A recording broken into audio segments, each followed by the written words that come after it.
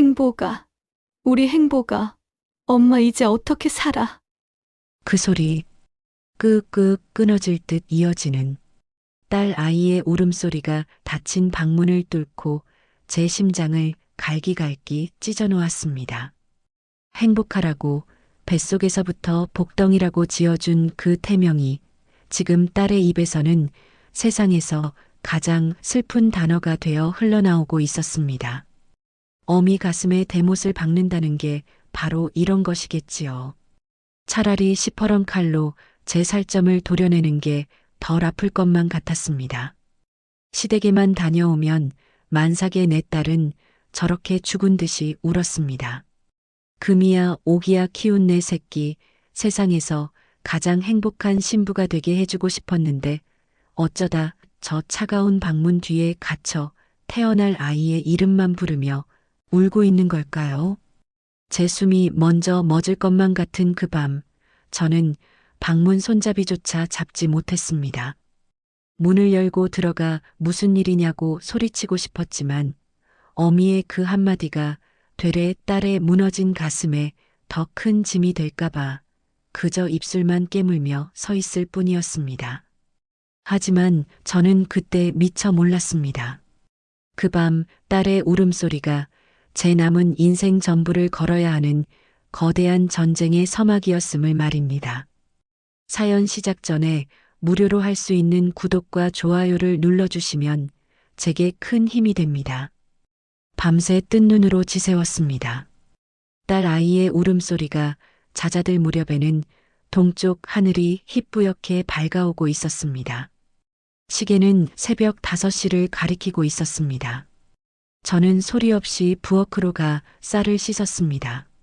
쌀알이 손바닥에 부딪히는 차가운 감촉만이 제가 아직 현실에 붙어 있다는 사실을 깨닫게 해주었습니다. 어제 시장에서 제일 좋은 놈으로 골라온 싱싱한 전복을 꺼내 잘게 다졌습니다.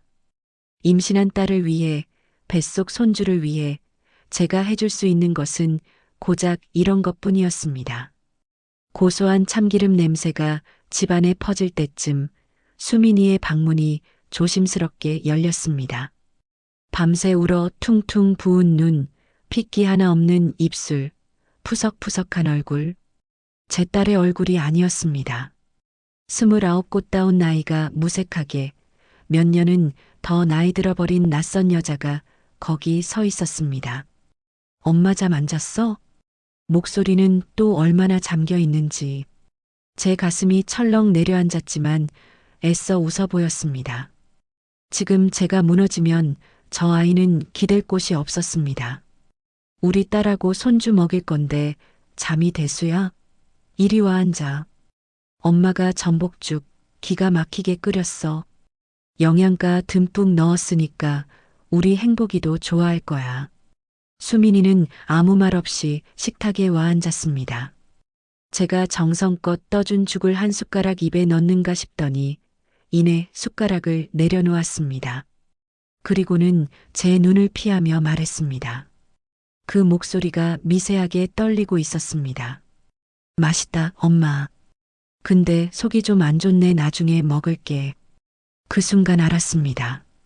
이건 단순한 입덧이나 변덕이 아니라는 것을요. 속이 안 좋은 것이 아니라 마음이 무너져 내리고 있는 것이었습니다. 저는 수민이의 맞은편에 앉아 부드럽게 물었습니다. 일부러 더 다정하고 따뜻한 목소리를 만들려고 애썼습니다. 수민아, 시댁에서 무슨 일 있었니? 사부인이 뭘 하셔? 아니면 이 서방이 속상하게 했어? 제 물음에 수민이는 고개를 퍼뜩 들었습니다. 그러고는 마치 준비라도 한 듯 어색하게 웃으며 제 손을 잡았습니다. 그 손이 얼음장처럼 차가웠습니다. 아니야, 엄마. 정말 아무 일도 없었어. 그냥 엄마 보고 싶어서 그랬지. 임신하면 감정 기복이 심해진다잖아. 호르몬 때문인가 봐. 그 말에 피가 거꾸로 솟는 것 같았습니다. 제 딸은 지금 거짓말을 하고 있었습니다. 그것도 아주 서툰 거짓말을요. 평생을 봐온 제 새끼인데 저 표정이, 저 눈빛이 무엇을 말하는지 제가 모를 리 없었습니다. 저건 괜찮은 사람의 얼굴이 아니었습니다. 무너져 내리는 것을 간신히 버티고 있는 벼랑 끝에 선 사람의 얼굴이었습니다. 그래, 엄마 보고 싶었구나. 힘들면 언제든지 와. 여긴 언제나 내 집이니까. 아무 생각 말고 푹 쉬어. 더 캐물을 수가 없었습니다. 금방이라도 부서질 것 같은 딸 아이 앞에서 저는 그저 웃어주는 것밖에는 할 수가 없었습니다. 수민이는 제 말에 고개를 끄덕이더니 방으로 들어가겠다며 자리에서 일어났습니다. 그 무거운 배를 이끌고 돌아서는 뒷모습이 어찌나 위태로워 보이던지 저도 모르게 손을 뻗어붙잡을 뻔했습니다. 그렇게 딸이 방으로 들어가고 식탁 위에는 김이 식어버린 전복죽 2그릇만 덩그러니 남았습니다. 저는 차마 그 죽을 치우지 못하고 한참을 앉아 있었습니다. 그때였습니다. 수민이가 식탁 위에 두고 들어간 휴대폰이 짧게 울렸습니다.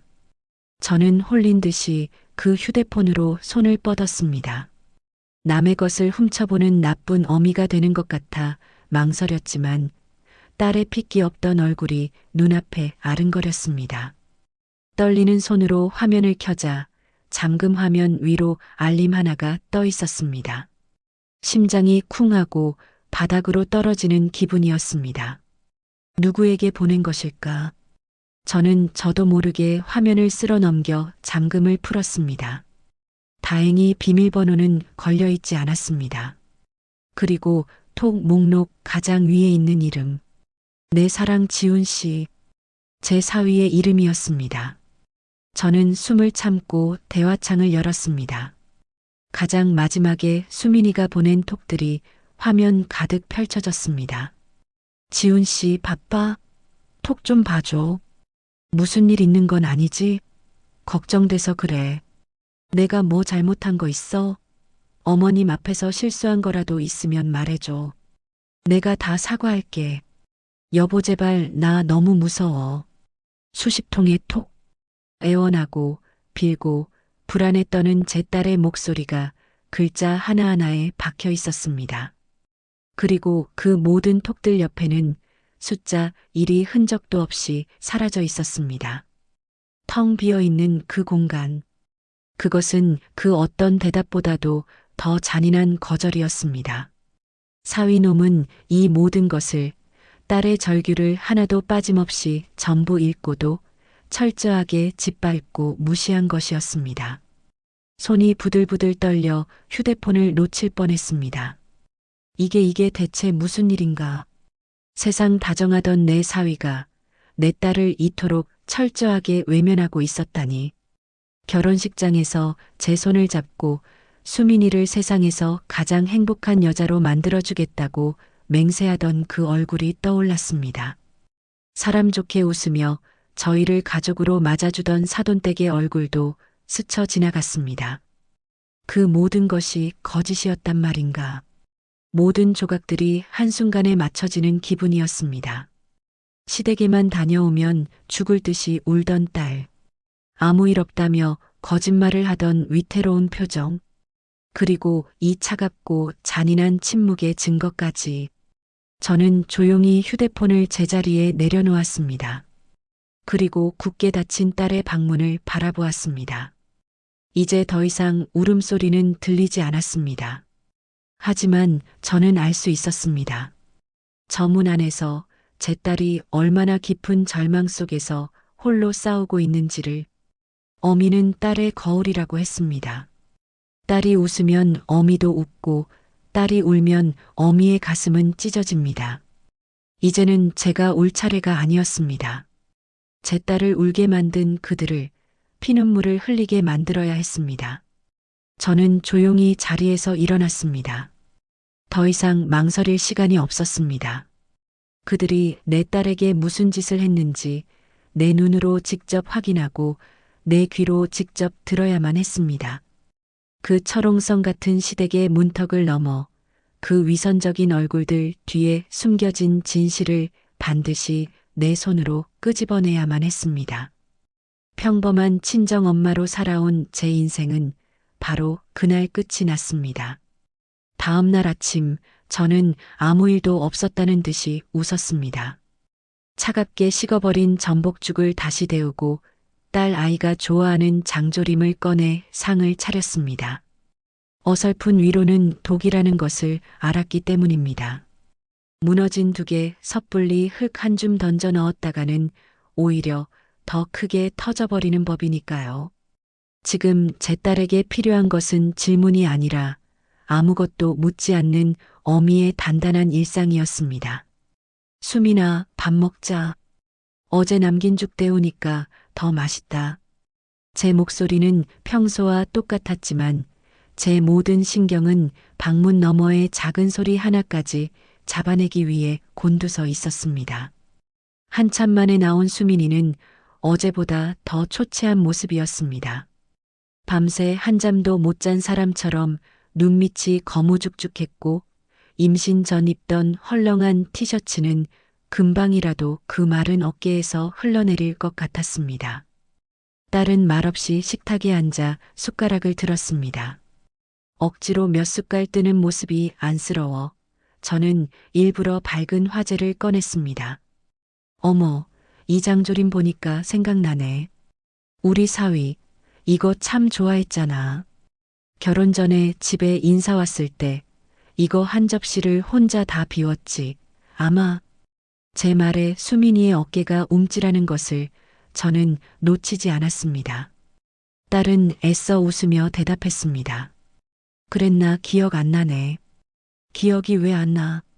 자네가 어찌나 맛있게 먹던지 사부인께서 자기 아들이 엄마가 해준 것보다 장모님 음식을 더 좋아한다고 서운해하셨다지 않니? 이서방도 참 눈치도 없이. 저는 웃으며 사위 녀석의 편을 드는 척 딸의 반응을 살폈습니다. 그 행복했던 기억 앞에서 제 딸이 어떤 표정을 짓는지 보고 싶었습니다. 수민이는 잠시 숟가락을 든 채 허공을 보았습니다. 그 짧은 순간 딸의 눈빛이 절망으로 까맣게 물드는 것을 보았습니다. 하지만 그것도 잠시 수민이는 다시 억지 미소를 지어 보였습니다. 그 사람이 좀 그래. 먹는 거 앞에선 체면도 없지. 저는 더 이상 아무 말도 하지 않았습니다. 이미 답은 나왔으니까요. 제 딸은 지금 남편과의 행복했던 기억조차 고통스러워하고 있었습니다. 그 기억을 떠올리는 것만으로도 심장이 조각나는 아픔을 느끼고 있는 것이었습니다. 식사를 마친 수민이는 소파에 멍하니 앉아 창밖만 바라보았습니다. 불러도 대답이 없고 무슨 생각을 하는지 표정조차 읽을 수 없었습니다. 그때 거실 테이블 위에 놓인 잡지에서 고급 유모차 광고가 눈에 들어왔습니다. 저는 마치 이제야 생각났다는 듯이 잡지를 집어들고 수민이 옆에 앉았습니다. 어머, 수민아. 이것 좀 봐. 요즘 유모차는 이렇게 좋게 나오네. 우리 행복이 태어나면 이런 거 하나 사줘야겠다. 안 그래? 수민이는 그저 힐끗 쳐다볼 뿐이었습니다. 그 눈에는 아무런 감정도 담겨 있지 않았습니다. 곧 태어날 제 아이의 물건을 보면서도 기쁨도 설렘도 느껴지지 않는 어미라니. 저는 가슴이 미어졌지만 여기서 멈출 수 없었습니다. 이서방은 뭐래? 아들이었으면 좋겠대, 딸이었으면 좋겠대? 요즘은 다들 딸을 더 좋아한다던데. 별말 없어? 에이, 왜 별말이 없어? 우리 행복이가 얼마나 예쁠 건데. 이서방 닮았으면 키도 훤칠할 거고 너 닮았으면 눈이 사슴 같을 텐데. 사부인께서도 엄청 기다리시지?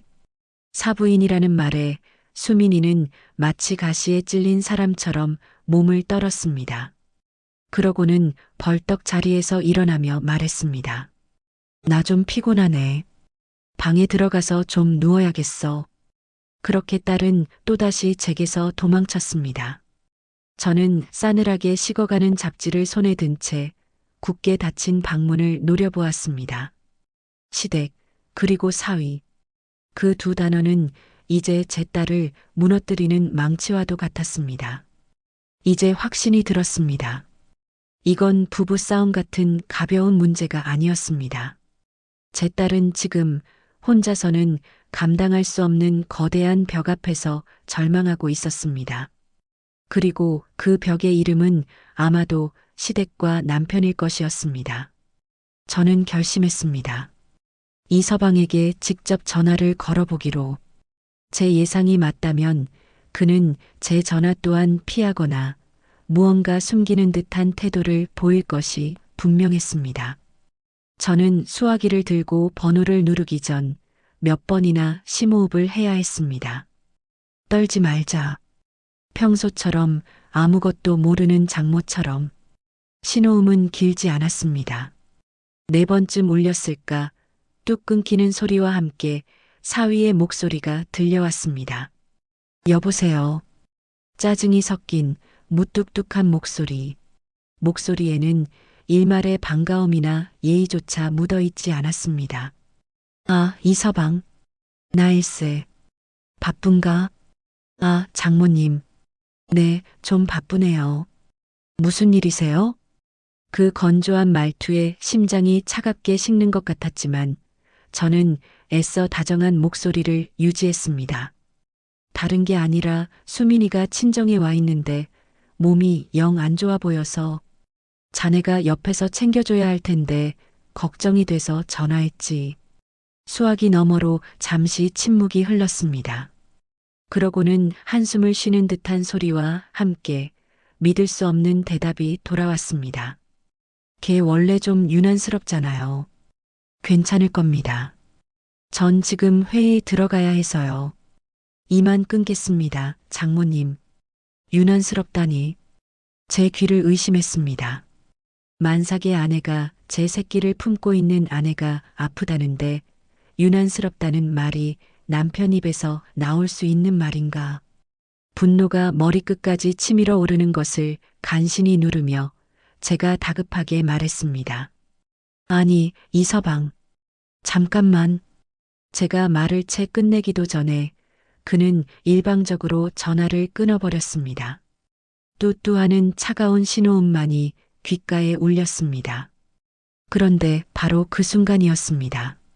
전화가 끊어지기 직전 그 짧은 찰나의 순간에 깨르르 수화기 너머 아주 희미하게 젊은 여자의 웃음소리가 들린 것 같았습니다. 저는 한동안 멍하니 수화기를 들고 서 있었습니다. 제가 잘못 들은 것일까? 회의 중이라던 놈의 옆에서 어떻게 여자의 웃음소리가 들릴 수 있단 말인가? 혹시 회사 동료일 수도 있지. 아니, 그 웃음소리는 그런 사무적인 소리가 아니었습니다. 명백히 교태가 섞인 간지러운 웃음소리였습니다. 어젯밤 제가 봤던 수십 통의 톡. 그 모든 애원을 읽고도 무시했던 그놈의 잔인함. 그리고 방금 전 제 딸을 유난스럽다고 폄하하던 그 냉정한 목소리. 마지막으로 수화기 너머에서 들려온 그 의문의 웃음소리까지 모든 것이 명확해졌습니다. 제 사위는 변했습니다. 아니, 어쩌면 처음부터 그런 인간이었을지도 모릅니다. 그리고 그 변화의 중심에는 시댁과 또 다른 여자가 있었습니다. 이제 더 이상 추측은 의미가 없었습니다. 저는 어설픈 탐정이 아니었습니다. 저는 제 딸을 지켜야 하는 어미였습니다. 어미는 자식을 위해서라면 악마도 될 수 있는 존재입니다. 저는 조용히 수화기를 내려놓았습니다. 그리고 제 방으로 들어가 컴퓨터를 켰습니다. 차가운 분노가 제 머리를 지배하기 시작했습니다. 슬픔도 억울함도 이제는 사치였습니다. 남은 것은 오직 하나, 진실을 내 손으로 잡아내는 것뿐이었습니다. 검색창에 저는 떨리지 않는 손으로 천천히 글자를 입력했습니다. 초소형 녹음기.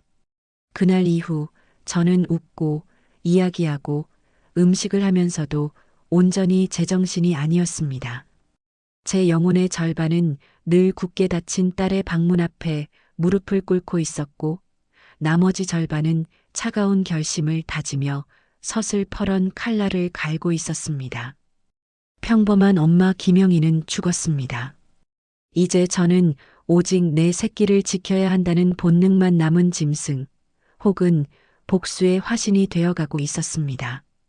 이틀 뒤 손바닥보다 작은 택배 상자 하나가 도착했습니다. 품명란에는 USB 메모리라고 적혀 있었지만 저는 그것이 무엇인지 알고 있었습니다. 저는 딸의 눈을 피해 조용히 상자를 들고 제 방으로 들어왔습니다. 떨리는 손으로 상자를 뜯자 제 새끼손가락 한마디만 한 작고 검은 물체가 모습을 드러냈습니다. 초소형 녹음기. 이것이 제 딸을 구할 동아줄이 될지 아니면 제 심장을 꿰뚫을 비수가 될지 그때는 알 수 없었습니다. 저는 차가운 쇠붙이를 손에 쥐고 한참을 망설였습니다. 어미가 되어서 자식의 삶을 몰래 엿듣는 짓을 해야만 하는 제 자신이 끔찍하게 느껴졌습니다. 하지만 이내 고개를 저었습니다. 이것은 감시가 아니었습니다. 이것은 구조였습니다. 깊은 물에 빠져 허우적대는 아이를 구하기 위해 어미는 흙탕물에 몸을 던져야만 하는 법입니다. 설령 그 물이 더럽고 차가울지라도 그날부터 저는 녹음기를 제 옷주머니 깊숙한 곳에 넣고 다녔습니다. 마치 부적처럼 혹은 언젠가는 써야 할 비수처럼 말입니다. 그리고 기다렸습니다. 딸이 다시 그 지옥 같은 시댁으로 향하는 날을. 시간은 속절없이 흘렀습니다. 수민이는 여전히 그림자처럼 집안을 맴돌았습니다. 제가 아무리 맛있는 것을 해다 바쳐도 두어 숟갈 뜨는 둥 마는 둥 했고 밤에는 잠 못 이루고 뒤척이는 소리가 제 방문 앞까지 들려왔습니다. 불러도 겨우 고개만 돌리는 딸 아이의 텅 빈 눈을 볼 때마다 제 가슴 속 칼날은 더욱 날카롭게 벼려졌습니다. 그리고 마침내 운명의 날이 왔습니다. 주말 아침 수민이가 창백한 얼굴로 제게 와 말했습니다. 엄마, 나 오늘 저녁에 시댁 가봐야 할 것 같아. 아버님 생신이라 가족들 다 모인대. 올 것이 왔구나. 심장이 쿵 내려앉았지만 저는 태연하게 대답했습니다.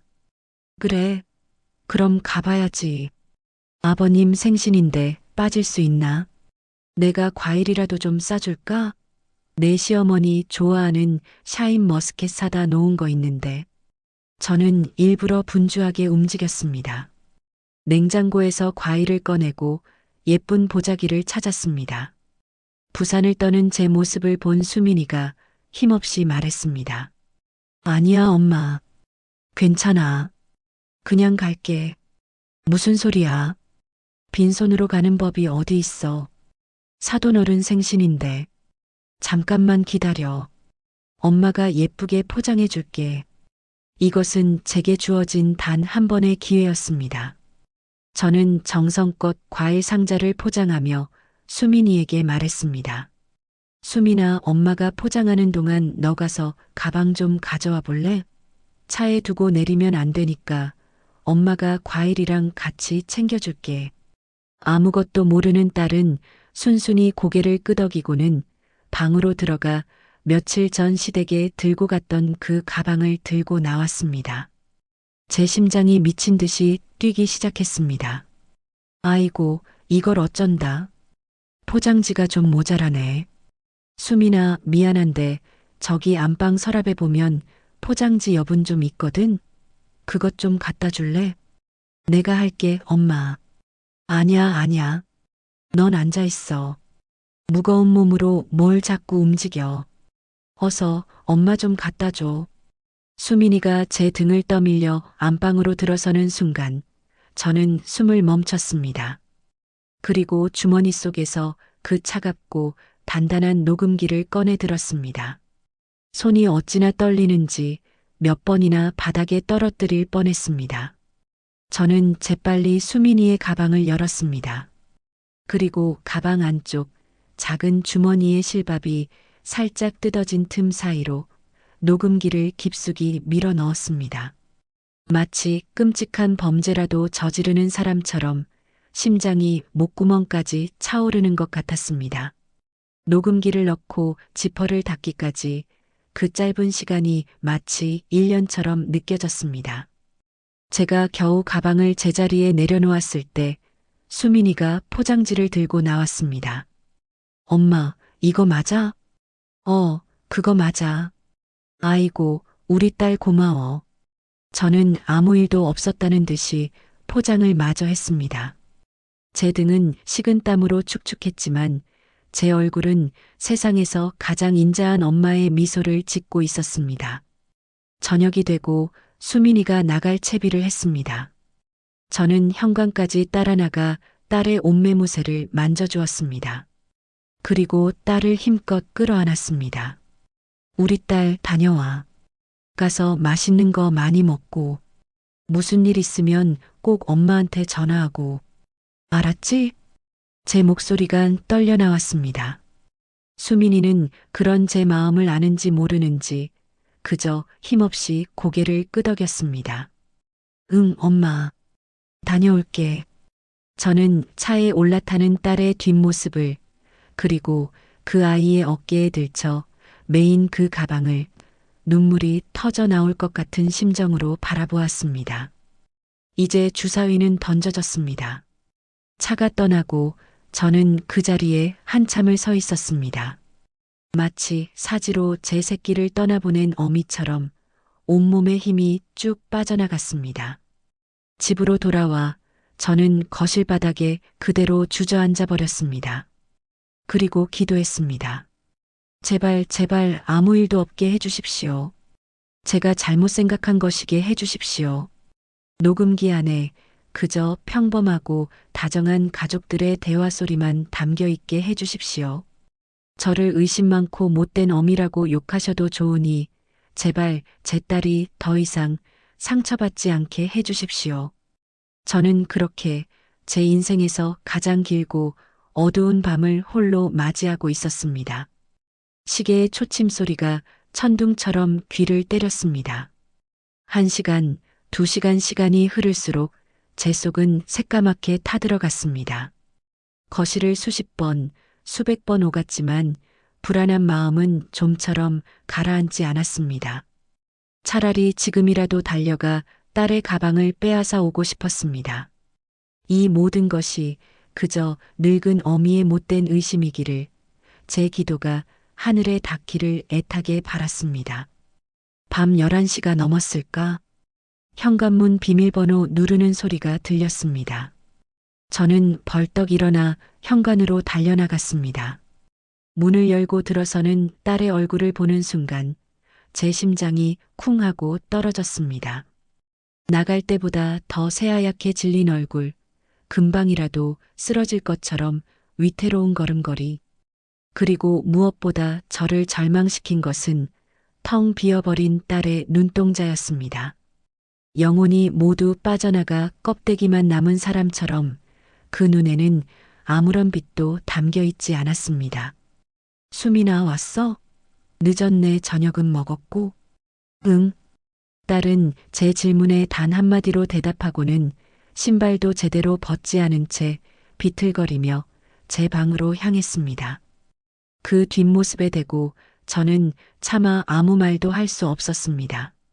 다만 딸의 어깨에 힘없이 걸쳐진 가방에서 눈을 뗄 수가 없었습니다.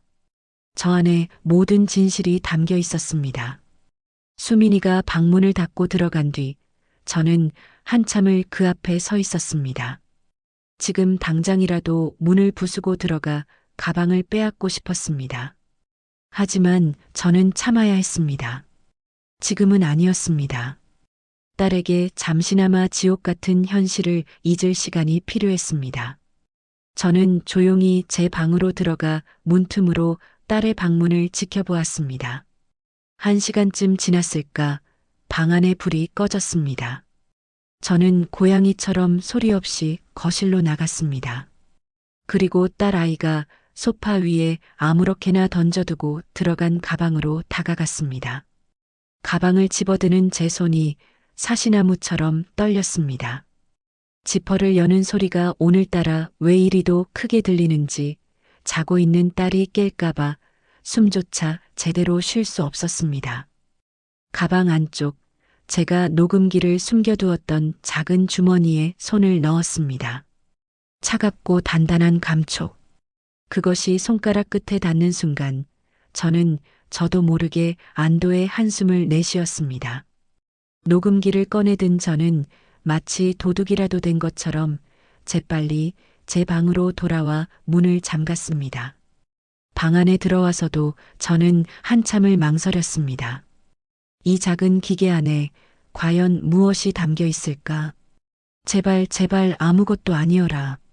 사돈네 식구들의 웃음소리, 즐거운 대화 소리만 담겨 있어라. 그러면 내가 이 못된 의심을 한 죄로 평생을 속죄하며 살겠다. 떨리는 손으로 이어폰을 귀에 꽂고 재생 버튼을 눌렀습니다. 지지직. 처음에는 잡음만이 들려왔습니다. 그러다 이내 익숙한 목소리들이 귓가를 파고들기 시작했습니다. 아이고, 우리 며느라가 왔구나. 어서 오너라. 몸도 무거운데 힘들었지? 사부인 최 여사의 목소리였습니다. 꿀처럼 달콤하고 비단처럼 부드러운 목소리. 아니에요, 어머님. 괜찮아요. 아버님, 생신 축하드려요. 제 딸 수민이의 목소리. 그러나 그 목소리는 잔뜩 주눅이 들어 미세하게 떨리고 있었습니다. 그래, 고맙다. 너희 엄마가 보냈다는 과일 참 탐스럽더라. 역시 안사돈은 뭘 해도 야무지셔. 사돈 어른의 목소리였습니다. 모든 것이 너무나 평범했습니다. 화기애애한 가족의 저녁 식사. 저는 저도 모르게 안도의 한숨을 내쉬며 이어폰을 빼려 했습니다. 그래, 내가 괜한 걱정을 했구나. 내가 미쳤지. 내 딸과 사위를 의심하다니. 하지만 바로 그때였습니다. 자, 그럼 식사들은 이쯤 하고 수민아, 너는 나랑 안으로 잠깐 들어가자. 할 얘기가 있으니. 최 여사의 목소리. 조금 전과는 비교도 할 수 없을 만큼 싸늘하고 날카로운 목소리였습니다. 네, 어머님, 아버님하고 내 남편은 사업 얘기 좀 나누라 하고. 넌 나 따라와. 저는 마른 침을 삼켰습니다. 심장이 다시 미친 듯이 뛰기 시작했습니다. 발소리가 들리고 문이 닫히는 소리가 났습니다. 그리고 이어진 정막. 그 정막을 깨고 최 여사의 목소리가 제 고막을 찢고 들어왔습니다. 앉아라. 내가 지난번에 말했을 텐데. 아직 정리 안 한 게냐? 정리라니. 대체 무슨 정리를 말하는 것인가? 어머님, 저는 지훈 씨 없으면 못 살아요. 그리고 뱃속에 행복이도 있잖아요. 제발, 제발 이러지 마세요. 제 딸이 울며 애원하고 있었습니다. 그 처절한 목소리에 제 심장이 갈갈이 찢기는 것 같았습니다. 그깟 계집애 하나 가진 게 유세라고. 어디서 감히 내 아들 앞길을 막으려 들어. 최 여사의 목소리는 이제 비수 그 자체였습니다. 우리 지훈이 곧 JS 그룹 막내딸하고 약혼할 거다. 너 같은 넌덜머리 나는 집안하고는 비교도 안 되는 그런 대단한 집안이야. 내가 조용히 물러나줘야 우리 지훈이가 헐헐 날아오를 수 있단 말이다. 알아들어? 약혼 전은 제 귀를 의심했습니다. 머릿속이 하얗게 비어버리고 아무 생각도 할 수 없었습니다. 거짓말이시죠. 어머님, 지훈 씨가 그럴 리가 없어요. 저희 사랑해서 결혼했어요. 제발이요. 사랑? 가소로운 것. 그깟 풋사랑 나부랭이가 밥 먹여주더냐? 너 이 가방 얼마짜리인 줄은 아냐? 내가 평생 벌어도 못 살 명품이야. 내가 우리 집안에 들어와서 누리는 것들, 그게 다 어디서 나온 건지 알아? 내가 조용히 사라져주는 값으로 내가 이 집 하나는 남겨주마. 아이는 우리가 알아서 키울 테니 넌 몸만 나가면 돼. 저는 숨을 쉴 수가 없었습니다. 세상이 무너져 내리는 기분이었습니다.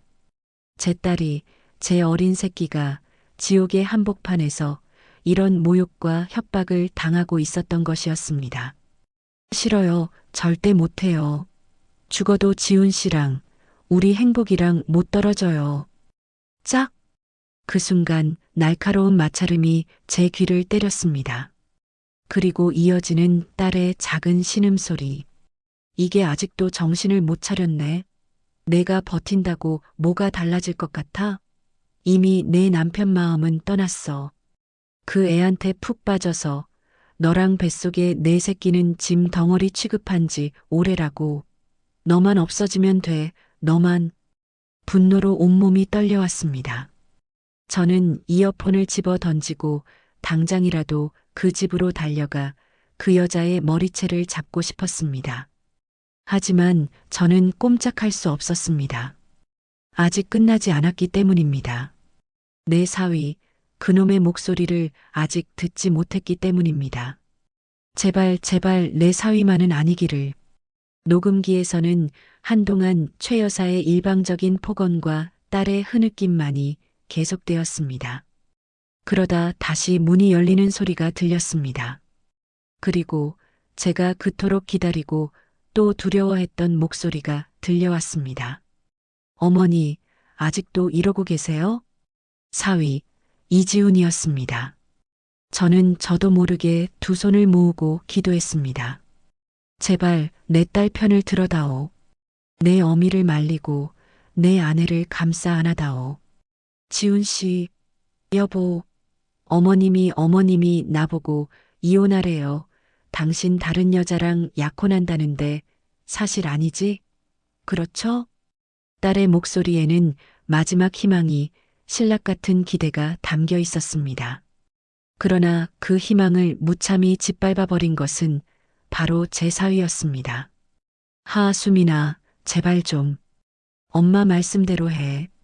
그게 너한테도, 나한테도, 우리 모두한테 좋은 길이야. 그 한마디에 제 세상은 산산조각이 나버렸습니다. 그 목소리, 세상에서 가장 다정했던 내 딸의 모든 것을 앗아간 그 위선적인 목소리가 귓가에 울리는 순간 제 안에 무언가가 툭 하고 끊어져 버렸습니다. 눈물조차 나오지 않았습니다. 슬픔이라는 감정마저 사치처럼 느껴질 만큼 머릿속은 차가운 분노로 가득 찼습니다. 이어폰 너머로 제 딸의 처절한 울음소리가, 그 인간들의 잔인한 목소리가 계속해서 흘러나왔지만 제게는 더 이상 아무것도 들리지 않았습니다. 저는 기계처럼 녹음기의 정지 버튼을 눌렀습니다. 그리고 소리 없이 거실로 나갔습니다. 칠흑 같은 어둠 속에서 저는 굳게 닫힌 딸의 방문을 한참 동안 바라보았습니다. 저 문 안에서 내 새끼는 지금 어떤 심정으로 누워 있을까? 사랑했던 남편과 어미처럼 따랐던 시어머니에게 버림받고 뱃속의 아이까지 빼앗길 위기에 처한 채로 그 작은 몸으로 이 모든 절망을 어떻게 감당하고 있을까? 가슴 속에서 뜨거운 불길이 치솟았습니다. 당장이라도 달려가 그들의 머리채를 잡고 내 딸이 겪은 고통을 1000배, 10,000배로 되갚아주고 싶었습니다. 하지만 저는 주먹을 꽉 쥐었습니다. 감정적인 분노는 아무것도 해결해주지 못합니다. 그들은 이미 악마가 되어 있었습니다. 악마를 잡으려면 나 또한 악마보다 더 지독하고 냉철해져야만 했습니다. 날이 밝기를 기다려 저는 조용히 외출 준비를 했습니다. 밤새 한숨도 자지 못했지만 조금도 피곤하지 않았습니다. 오히려 정신은 얼음장처럼 차갑고 맑았습니다. 옷장 가장 깊숙한 곳에서 가장 단정하고 값비싸 보이는 옷을 꺼내 입었습니다.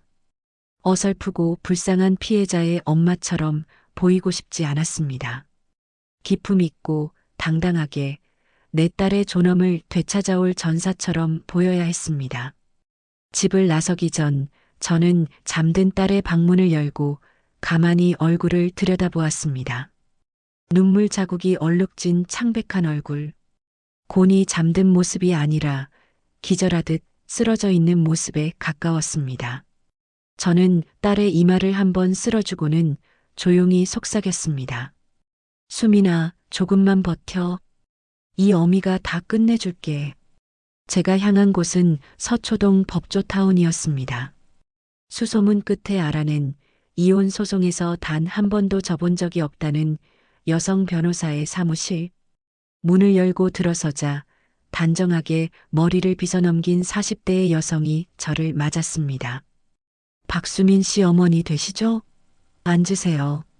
저는 변호사 앞에 앉아 가방에서 작은 녹음기 하나를 꺼내 테이블 위에 올려놓았습니다. 이것부터 들어주십시오. 변호사는 의아한 표정을 지었지만 이내 제가 건넨 이어폰을 귀에 꽂았습니다. 그리고 녹음기를 재생했습니다. 최 여사의 가식적인 목소리부터 제 딸의 애원, 그리고 그 모든 것을 짓밟아버린 이 서방의 잔인한 한마디까지. 녹취가 재생되는 동안 변호사의 표정은 점점 굳어갔습니다. 인자하던 첫인상은 온데간데 없이 날카롭고 냉철한 법률가의 눈빛으로 변해 있었습니다. 모든 녹음이 끝나고 변호사는 조용히 이어폰을 내려놓았습니다. 그리고 저를 똑바로 바라보며 말했습니다. 어머님, 이건 아주 명백하고 강력한 증거입니다. 유책 사유가 저들 부부에게 있음을 입증하고도 남습니다. 이혼은 물론이고 위자료와 재산 분할에서도 저희가 압도적으로 유리합니다. 하지만 저는 고개를 저었습니다. 변호사님, 저는 단순히 이혼을 하려고 온 게 아닙니다. 제 말에 변호사가 의아한 표정을 지었습니다. 저는 차가운 목소리로 말을 이었습니다. 제 딸은 저들에게 모든 것을 빼앗겼습니다. 사랑, 믿음, 그리고 한 여자로서의 존엄성까지.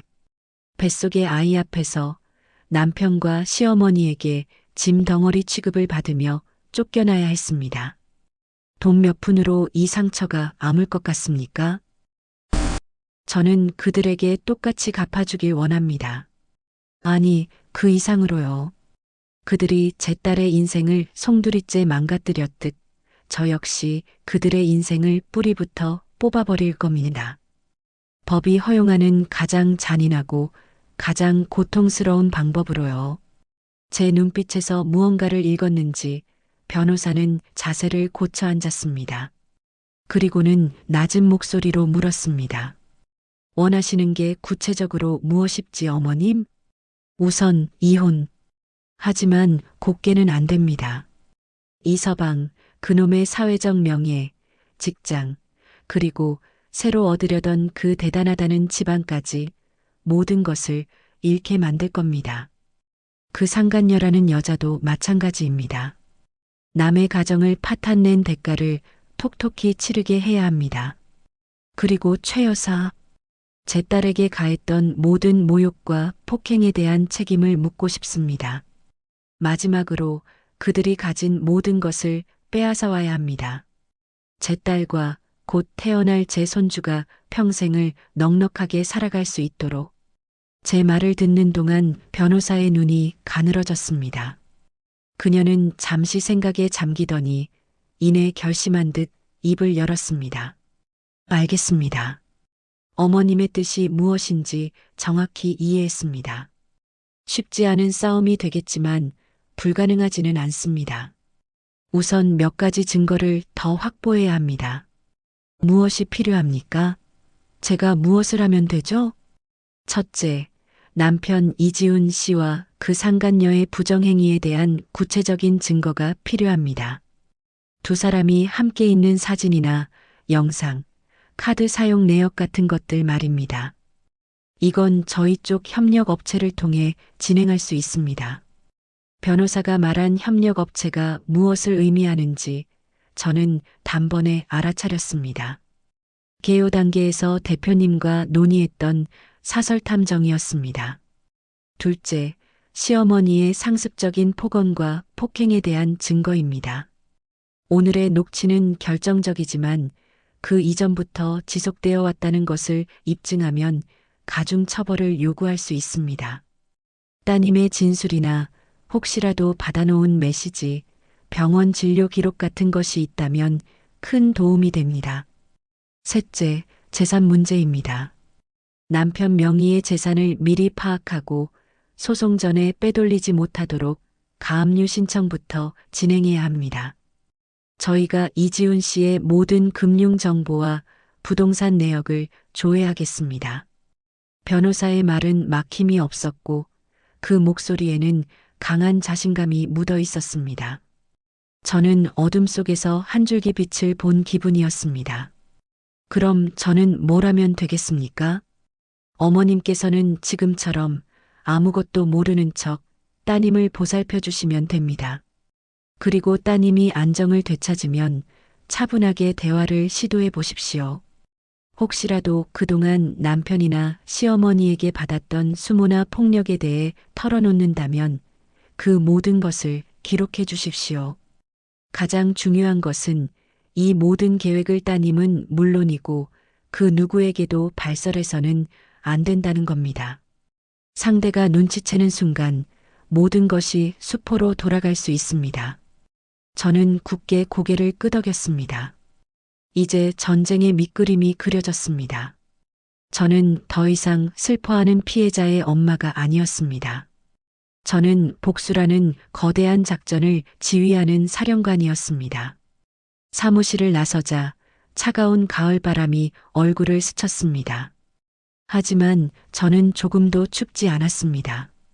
오히려 제 심장은 복수라는 뜨거운 불길로 활활 타오르고 있었습니다. 저는 휴대폰을 꺼내 단호한 목소리로 변호사가 알려준 번호를 눌렀습니다. 네, 사설탐정 사무소입니다. 소개받고 연락드렸습니다. 제 사위와 한 여자의 뒤를 밟아주십시오. 그날 이후 제 시간은 두 갈래로 나뉘어 흘렀습니다.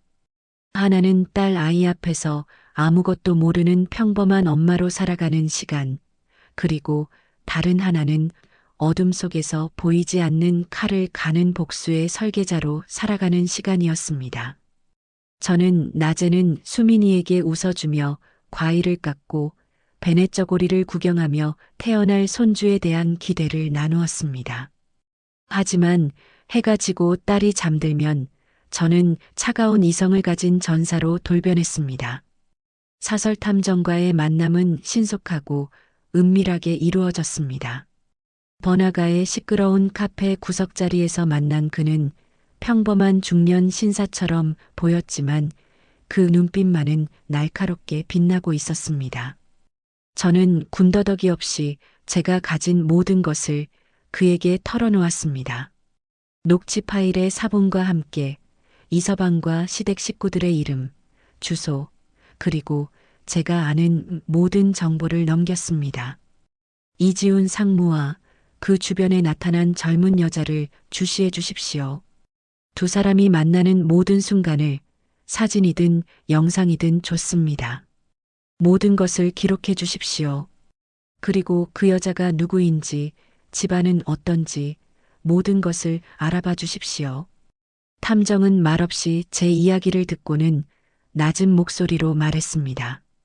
알겠습니다, 사모님. 일주일의 시간을 주십시오. 결과물로 말씀드리겠습니다. 그 일주일은 제 인생에서 가장 길고도 짧은 시간이었습니다. 저는 매일 밤 탐정에게서 연락이 오기를 기다리며 잠 못 이루었습니다.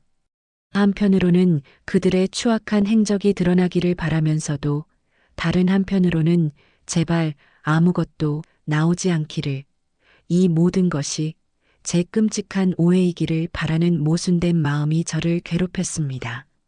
수민이는 여전히 그림자처럼 지냈지만 제가 곁에서 살뜰히 챙긴 덕분인지 조금씩 기력을 찾아가는 듯 보였습니다.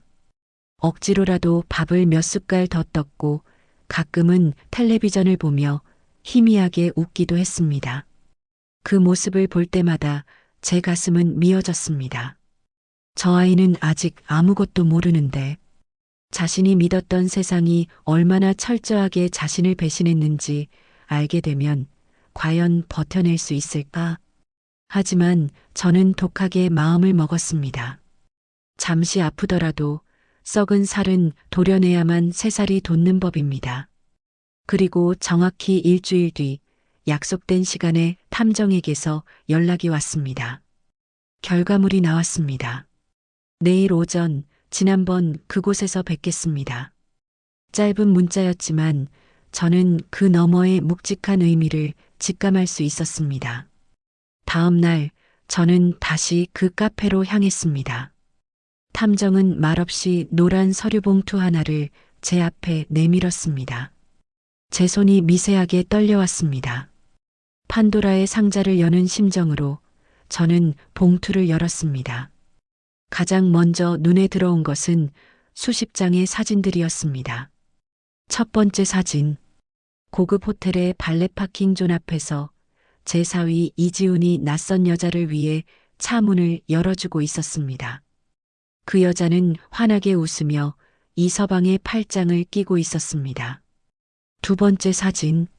한강이 보이는 고급 레스토랑 창가 자리에서 두 사람이 와인잔을 부딪히며 서로를 사랑스럽게 바라보고 있었습니다.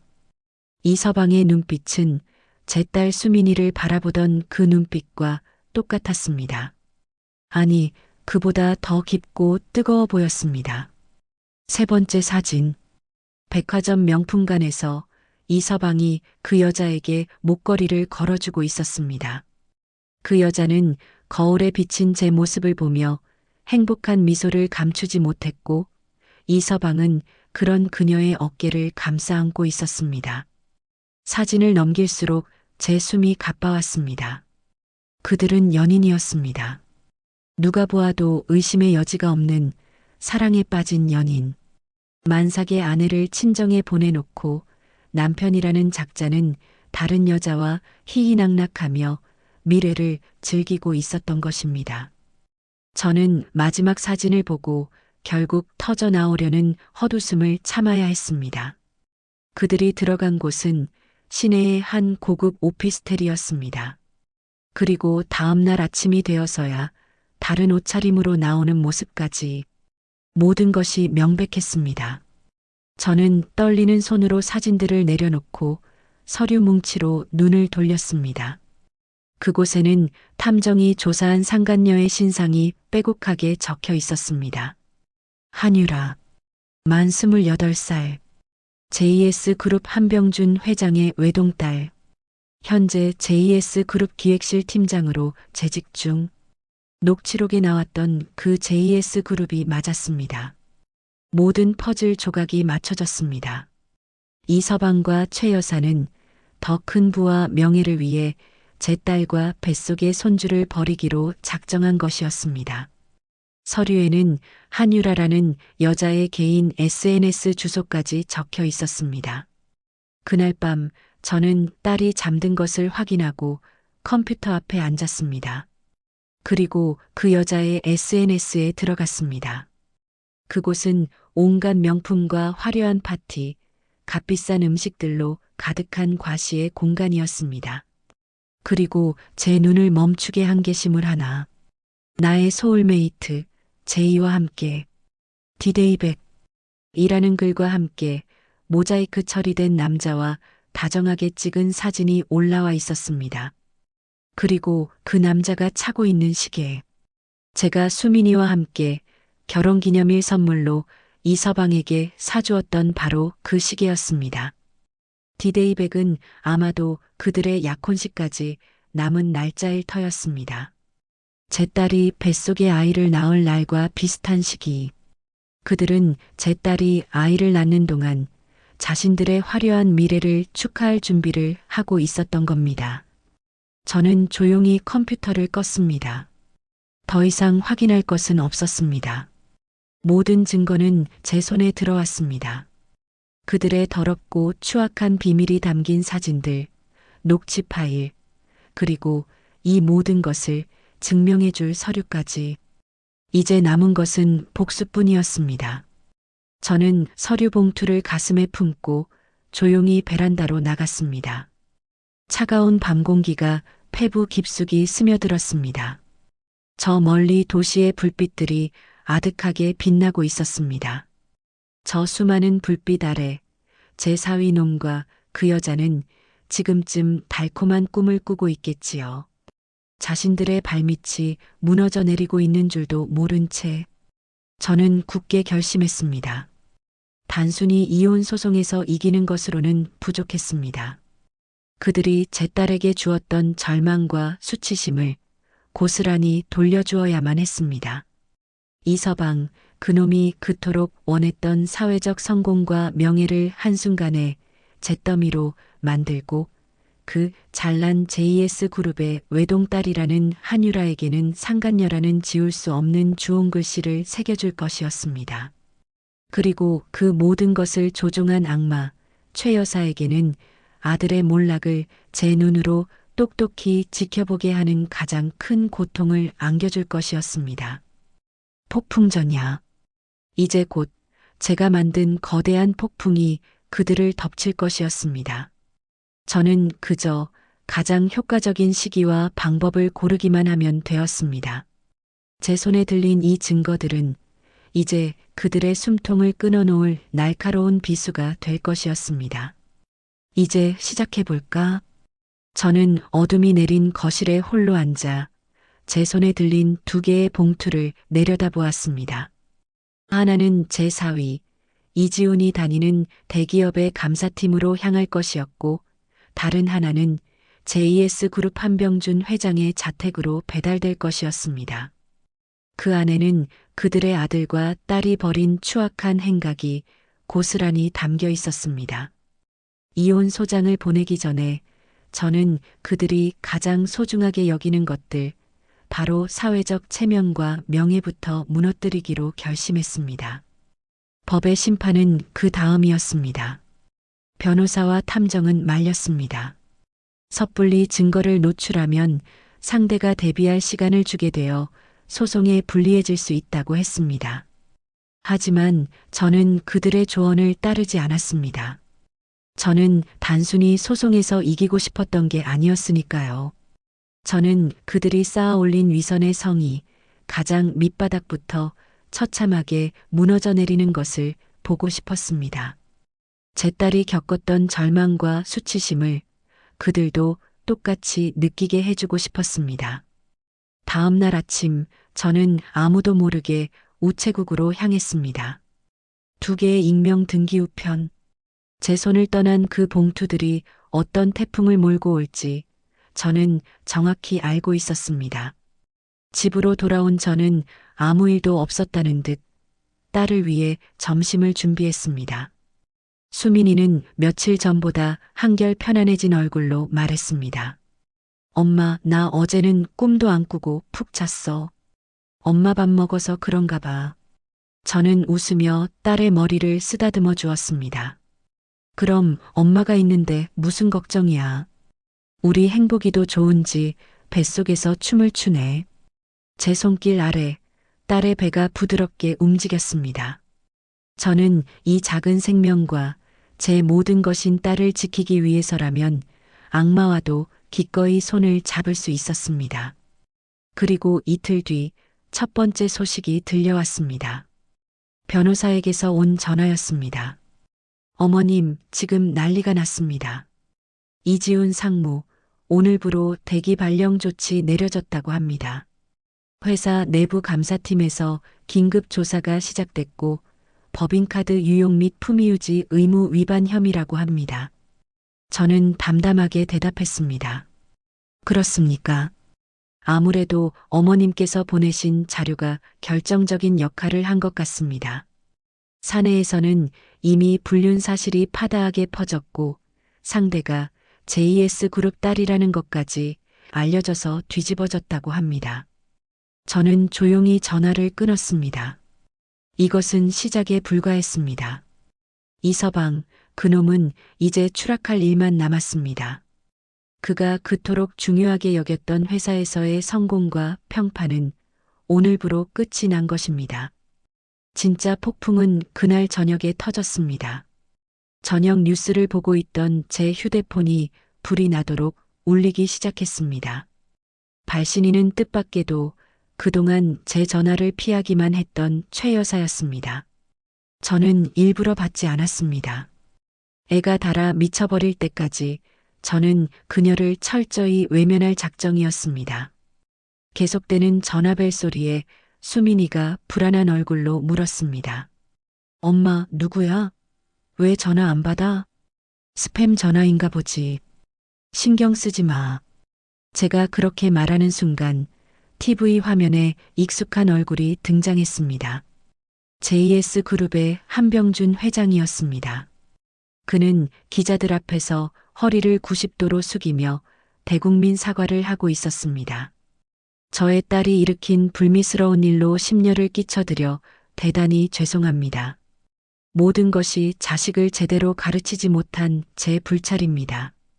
진행 중이던 이지훈 상무와의 혼사는 없던 일로 할 것이며 저희 딸은 현재 모든 직위에서 물러나 자숙의 시간을 가질 것입니다. 수민이가 멍한 얼굴로 저를 바라보았습니다. 엄마 저게 무슨 소리야? 지훈 씨랑 저 여자랑? 저는 말없이 딸의 손을 잡아주었습니다. 이제는 말해주어야 할 때가 왔습니다. 제가 조용히 TV를 끄자 마침내 포기하지 않은 최 여사에게서 문자 메시지가 도착했습니다. 아가, 아니 사부인. 제발 전화 좀 받으세요. 이게 대체 어떻게 된 일입니까? 우리가 다 잘못했습니다. 제발 만나서 얘기 좀 합시다. 그 문자를 보는 순간 저는 비릿한 미소를 지을 수밖에 없었습니다. 불과 며칠 전 제 딸에게 극각 계집애라며 뺨을 올려붙이고 짐 덩어리 취급을 하던 그 여자가 이제는 제게 사부인이라며 매달리고 있었습니다. 저는 그 문자를 캡처해서 변호사에게 보냈습니다. 그리고 수민이를 돌아보았습니다. 제 딸은 여전히 충격에서 벗어나지 못한 채 넋이 나간 표정으로 저를 바라보고 있었습니다. 수민아, 엄마, 미안하다. 엄마가 미리 말해주지 못해서. 저는 가방에서 그동안 모아두었던 모든 것을 꺼냈습니다. 이서방과 한유라가 호텔과 레스토랑을 드나들던 사진들, 그리고 그날의 끔찍한 대화가 담긴 녹음기까지. 이걸 내게 보여주게 될 줄은 몰랐다. 하지만 이제는 내가 알아야 해. 그리고 내 스스로 선택해야 한다. 저들을 용서할 것인지 아니면 내 인생에서 완전히 도려낼 것인지. 수민이는 떨리는 손으로 사진들을 한 장 한 장 넘겨보았습니다. 사진을 볼 때마다 딸의 얼굴은 하얗게 질려갔습니다. 그리고 제가 건넨 이어폰을 귀에 꽂고 녹음된 내용을 들었을 때 딸의 눈에서는 참았던 눈물이 폭포수처럼 쏟아져 내렸습니다. 하지만 그 눈물은 예전의 슬픔과 절망의 눈물이 아니었습니다. 그것은 배신감에 대한 분노와 스스로에 대한 연민이 뒤섞인 차가운 눈물이었습니다. 한참을 울던 수민이가 이어폰을 빼고 저를 보았습니다. 그 눈빛은 더 이상 예전의 여리고 약한 제 딸의 것이 아니었습니다. 엄마나 저 사람들 절대 용서 못해. 그 한마디면 충분했습니다. 저는 딸을 말없이 안아주었습니다.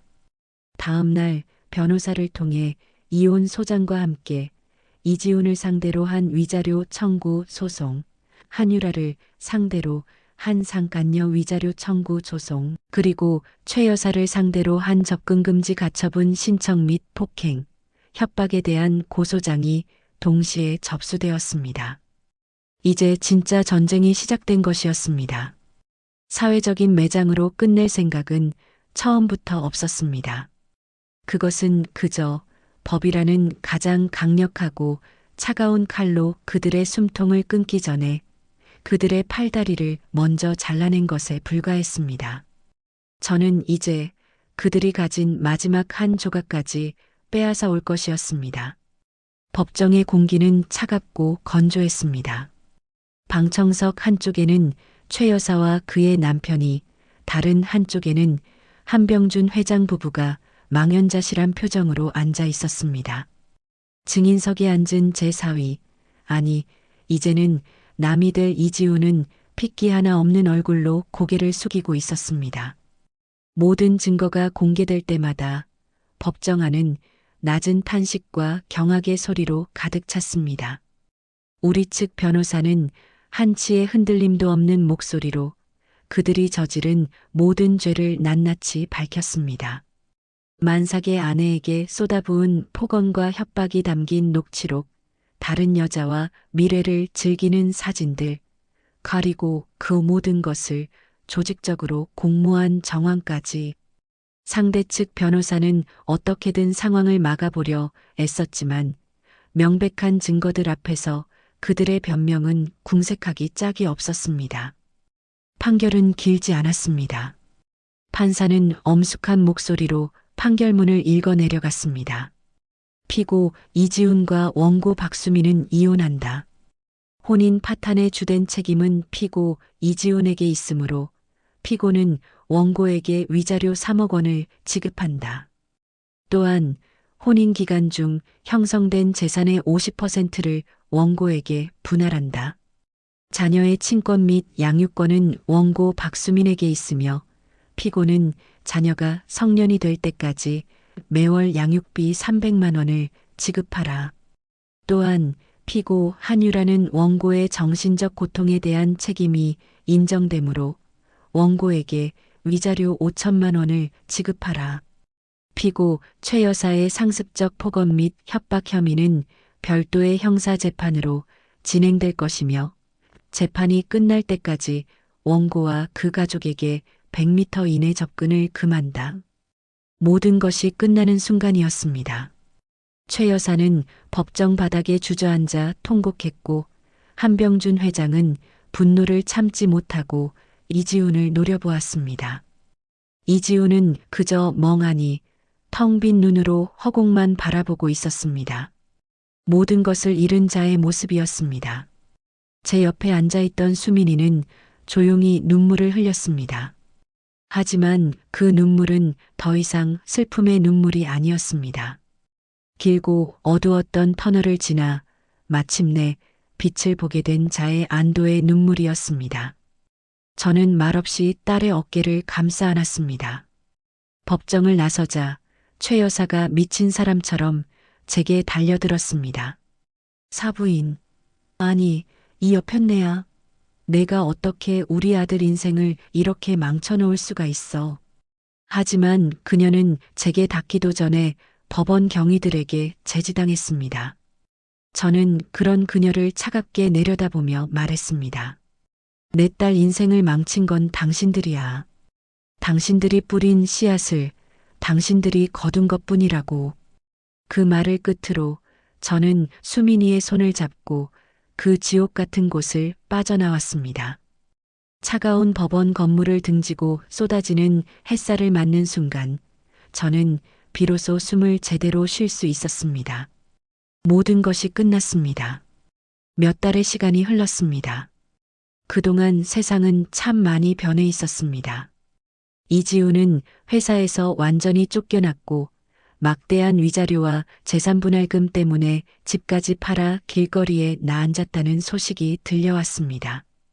한병준 회장은 딸의 스캔들을 막지 못한 책임을 지고 경영 일선에서 물러났고 한유라는 국민 상간녀라는 꼬리표를 단체 해외로 도피했다고 했습니다. 그리고 최 여사는 결국 상습 협박 및 폭행 혐의로 징역형을 선고받고 교도소에 수감되었습니다. 그들의 소식을 들을 때마다 제 마음속에는 어떠한 동정심도 일지 않았습니다. 그저 인과응보, 사필귀정이라는 낡은 말이 틀리지 않았음을 실감할 뿐이었습니다. 그리고 마침내 저희에게도 새로운 시작이 찾아왔습니다. 맑고 화창한 봄날, 수민이가 건강한 딸아이를 낳았습니다. 핏덩이 같은 작은 생명이 제 품에 안기는 순간 저는 그동안 억눌러왔던 모든 감정이 한꺼번에 터져 나오는 것을 느꼈습니다. 아가, 우리 아가 할미한테 와줘서 고마워. 수민이는 그런 저를 보며 환하게 웃었습니다. 그 얼굴은 더 이상 과거의 상처와 그늘을 찾아볼 수 없는 세상에서 가장 행복한 엄마의 얼굴이었습니다. 수민이는 아이를 사랑스럽게 내려다보며 말했습니다. 엄마, 얘 이름은 세봄이라고 지었어. 세봄이처럼 우리도 이제 새롭게 시작하는 거야. 행복이라는 이름에 갇혀 울던 내 딸이 이제는 스스로 세봄이라는 희망을 찾아낸 것이었습니다. 저는 창밖을 보았습니다. 앙상했던 나뭇가지에 파릇파릇한 새싹이 돋아나고 있었습니다. 길고 혹독했던 겨울이 지나고 마침내 저희에게도 따스한 봄이 찾아온 것이었습니다. 그날 밤 저는 곤히 잠든 딸과 손녀의 얼굴을 한참 동안 들여다보았습니다. 그동안의 일들이 꿈처럼 스쳐 지나갔습니다. 딸의 눈물, 녹음기 속의 잔인한 목소리, 차가운 법정의 공기, 그 모든 것을 겪고 나서야 저는 비로소 깨달았습니다. 진정한 복수는 그들을 파멸시키는 것이 아니라 우리가 그들 없이도 완벽하게 행복해지는 것이라는 것을. 찢어졌던 편지는 다시 붙지 않았습니다. 깨진 거울은 원래대로 돌아오지 않습니다. 하지만 우리는 그 조각들을 버리지 않고 그 위에 새로운 그림을 그려나갈 것입니다. 더 단단하고 더 눈부신 그림을. 여러분이라면 그 지옥 같았던 순간에 어떤 선택을 하셨을까요? 저처럼 독한 어미가 될 수 있었을까요? 저는 아직도 가끔 제 자신이 무섭습니다. 하지만 단 하나 후회하지 않는 것이 있다면 그것은 내 딸의 손을 놓지 않았다는 것입니다. 그것이 바로 세상 모든 엄마들의 이름으로 살아가는 이유일 테니까요. 오늘 이야기는 한 사람의 그릇된 욕심과 배신이 한 가정을 어디까지 무너뜨릴 수 있는지, 그리고 그 절망 속에서 피어난 용서와 사랑이 어떻게 우리를 다시 살게 하는지 보여주고 있습니다.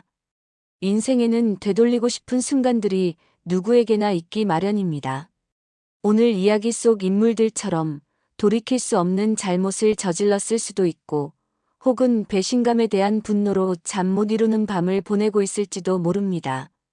하지만 중요한 것은 그 과거에 매여 있는 것이 아니라 그 아픔을 딛고 우리가 앞으로 어떤 선택을 하느냐입니다. 과거는 바꿀 수 없지만 우리의 내일은 바로 오늘의 선택에 달려 있으니까요. 어쩌면 지금 여러분 곁에도 차마 입을 떼지 못하고 용서를 구하는 사람이 있을지도 모릅니다. 혹은 여러분 자신이 누군가를 용서하지 못해 스스로를 괴롭히고 있을 수도 있겠죠. 오늘 저와 제 딸의 이야기가 여러분의 마음에 작은 위로와 함께 한 걸음 나아갈 용기가 되었기를 진심으로 바랍니다. 앞으로도 여러분의 억울한 마음은 풀어드리고 따뜻한 마음은 채워드리는 다양한 이야기로 찾아뵙겠습니다. 여러분의 하루가 따뜻한 위로로 가득하기를 바라며 채널 구독과 좋아요 버튼도 잊지 말고 꼭 부탁드립니다.